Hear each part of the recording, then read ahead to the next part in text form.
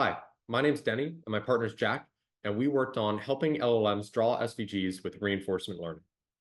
So what is an SVG? SVG stands for Scalable Vector Graphics, and you might use an SVG rather than a pixel-based image because you can scale them up and they remain crisp. They don't get pixelated. They're represented as plain text instead of a matrix of pixel values. And what are some other reasons why you might use them? So we said that they're perfectly scalable, but they also lead to smaller file sizes. The text is editable, so you can just open it up in a text editor and change that blue circle to a green rectangle. And finally, they're easily animatable. So now let's get into some alternative methods for text to SVG generation that we found in the literature. First is optimization-based methods. So this is ClipDraw. ClipDraw basically takes an SVG that has some parameters that define it. It uses a differentiable rasterizer to get a pixel-based image, and then it compares that image with an input prompt, like a drawing of a cat, using Clip. So it gets a similarity between the image and the prompt, and it tries to maximize that similarity by optimizing the parameters of the SVG.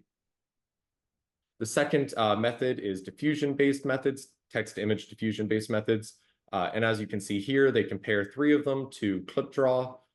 Basically, both of these methods have the disadvantage that they are most of the time slow, and a lot of the times the image, as well as the SVG code itself that's generated, is a bit noisy. So now Jack is going to go through how we used LLMs to tackle the problem and how we improve their capability to do so. Sounds good. Thanks, Denny. So, how do LLMs handle this specific task? For an example, we used the Qwen 2.5 coder instruct, and specifically here for this example, we used the 32 billion parameter one, which essentially means it's a very, very large model trained on a lot of data. And as you can see, these are the images generated, and they're not amazing.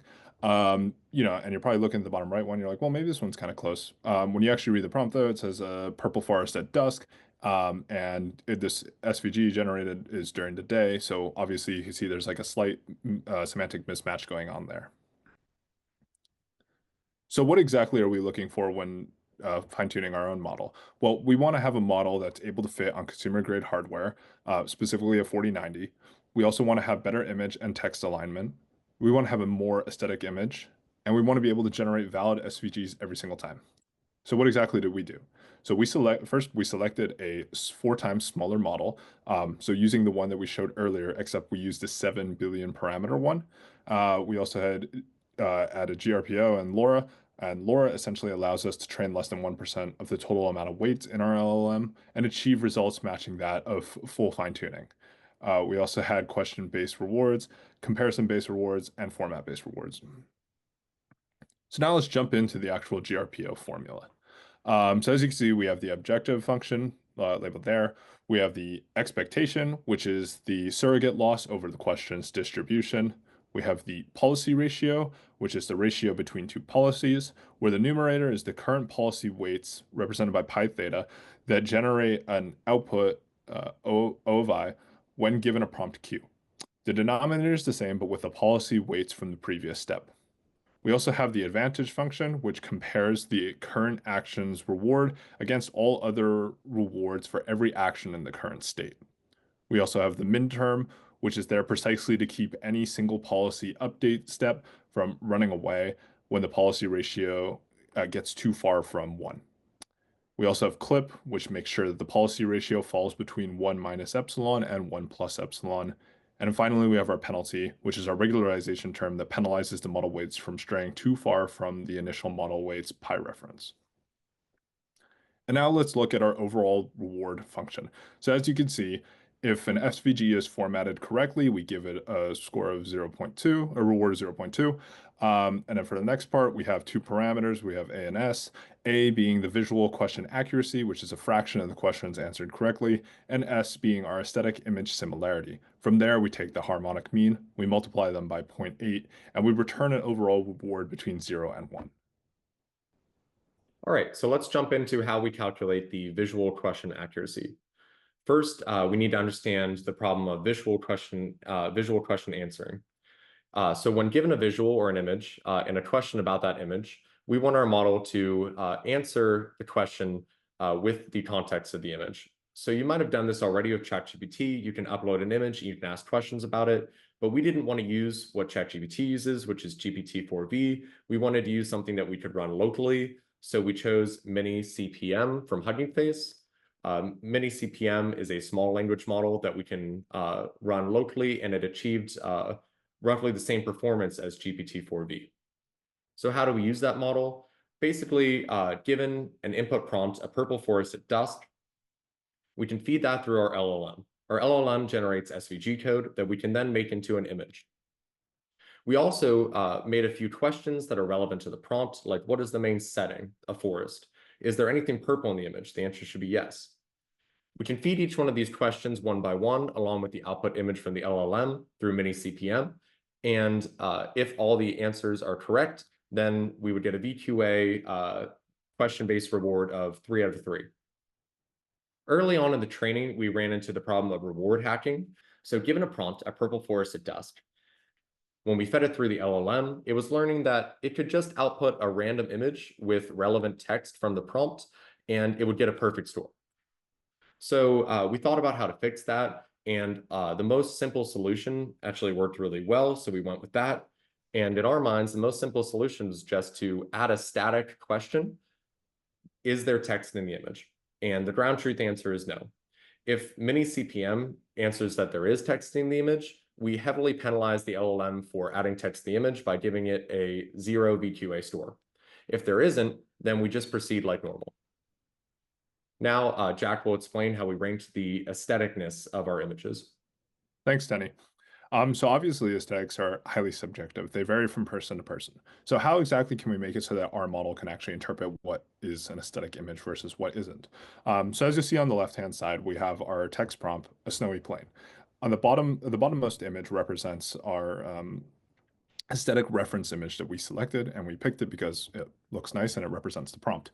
Above, you can see our GRPO fine-tuned model generated that image, which also matches the prompt. And then using VGG, LPIPS generates a similarity score that is more perception-based, whereas CLIP is more semantic-based. And then using these two generated scores, we take the mean of the two and return our mean score. And as you can see, here are some aesthetic images that we used as references during training, along with their prompts. And so now let's jump into our results. As you can see on the left-hand side, we had our reward curves that were received from the GRPO training that we conducted. And on the right-hand side, we essentially used a test set that had 15 brand new prompts with 4 questions per prompt for VQA. And then we used these and tested our model and the base against it. And the way we generate our score is as an aesthetic part, a VQA part, and a formatting part.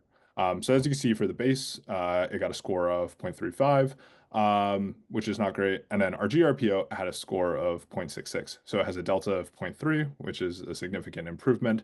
And as you can see for the SVGs being generated, GRPO was able to generate an SVG almost every single time, whereas the base generated SVG about half the time. All right, so now jumping into some more qualitative results, here are 3 in-distribution prompts, meaning that they were seen during training, as well as what our base model produces from them and what our GRPO fine-tuned model produces from them. The GRPO fine-tuned model tends to create images that are more well-aligned with the prompts, at least in me and Jack's opinions.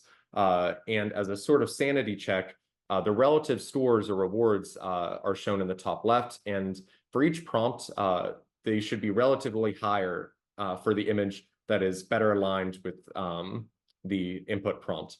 And that is true in all 3 of these cases, with the final bottom left image being 0.2 because it had text in the image, so it was penalized for that.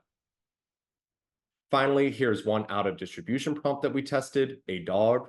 The base model, as you can see, makes an image that really doesn't make sense, and our GRPO fine-tuned model is closer to what we would want a dog to look like. Also, the SVG code itself that produced that image is much cleaner with the GRPO fine-tuned model, and also broken down into body, legs, head, eyes, nose, etc. So a human could really go in there and change how one of these parts was represented. Finally, here's a live demo where you can try this out with a no-code solution on Hugging Face. You just input your prompt and you can see what the base model versus our fine-tuned model would produce as far as an image and the raw SVG code. Thank you.